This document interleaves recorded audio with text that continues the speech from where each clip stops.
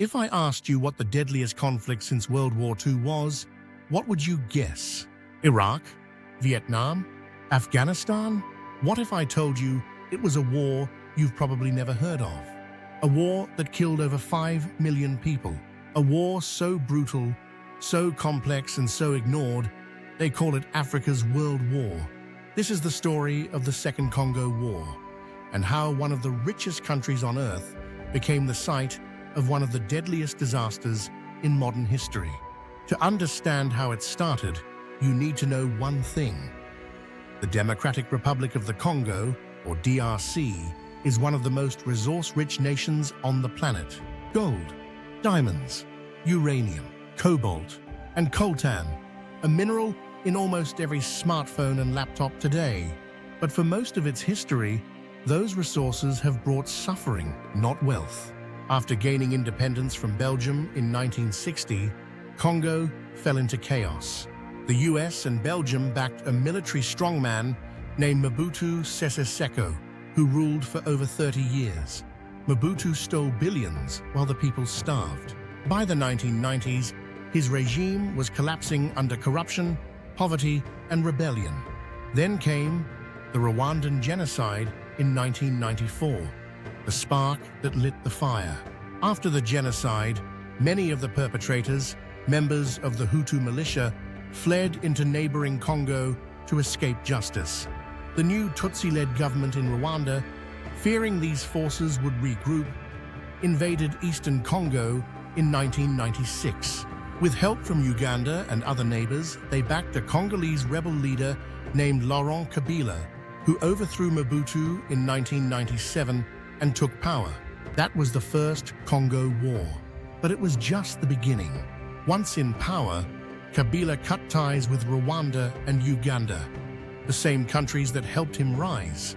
They weren't happy, so in 1998, Rwanda and Uganda invaded again, this time to remove Kabila. But Kabila wasn't alone anymore. He called for help, and 6 African nations joined the fight on his side: Angola, Namibia, Zimbabwe, Chad, Sudan, and Libya. Suddenly, the Congo wasn't just a country in crisis. It was the battleground for a continental war. The Second Congo War had officially begun. Over the next 5 years, it would involve 9 nations and over 20 armed groups. The front lines were chaotic. Rebel groups formed, split, and changed alliances constantly. Entire regions fell under the control of warlords. Villages were destroyed. Millions of civilians were caught in the crossfire. But most of the deaths didn't come from bullets. They came from disease, starvation, and displacement. Hospitals were bombed. Crops were burned. Water supplies were poisoned or abandoned. Refugee camps overflowed, then got attacked. By 2003, the war had claimed 5.4 million lives, most of them civilians. Half of them were children. It was the deadliest war since 1945, and yet the rest of the world barely noticed. Why? Because the media didn't cover it. Because there were no Western soldiers on the ground. Because the victims were poor and black and far away. But there was something else too. Something darker. Many of the countries and corporations benefiting from Congo's mineral wealth had no interest in peace. Arms dealers, smugglers, and even multinational companies continued to buy minerals from militias who controlled the mines, keeping the war profitable. Even as peace deals were signed in 2003, violence never really stopped.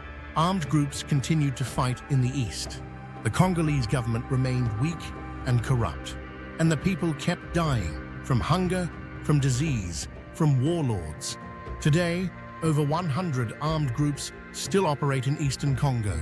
The United Nations calls it one of the most dangerous places on Earth to be a woman, due to the use of rape as a weapon of war. You may be wondering, how did this happen? How did a country so rich in resources become so poor, so broken? Part of the answer is colonialism. Belgium brutally exploited Congo for decades, leaving no institutions behind. Part of it is Cold War politics. The West propped up Mobutu because he was anti-communist. and part of it is global demand. Congo's minerals are in the phones, computers, and electric cars we use every day. Even today, child labor and violent mining conditions fuel global supply chains, quietly, invisibly. The Second Congo War is over, technically, but the consequences are everywhere. A generation of children grew up in war zones. Entire towns were erased. And the Congo, once called the heart of Africa, is still bleeding. The world didn't pay attention when it mattered. It still isn't paying attention now. But that doesn't mean you shouldn't, because behind every statistic is a human story.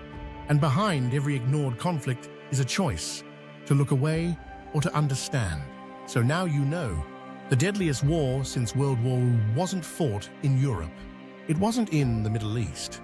It was in Central Africa, in a place too rich for its own good and too abandoned to be saved. The Second Congo War wasn't just a tragedy. It was a warning. And it's not over.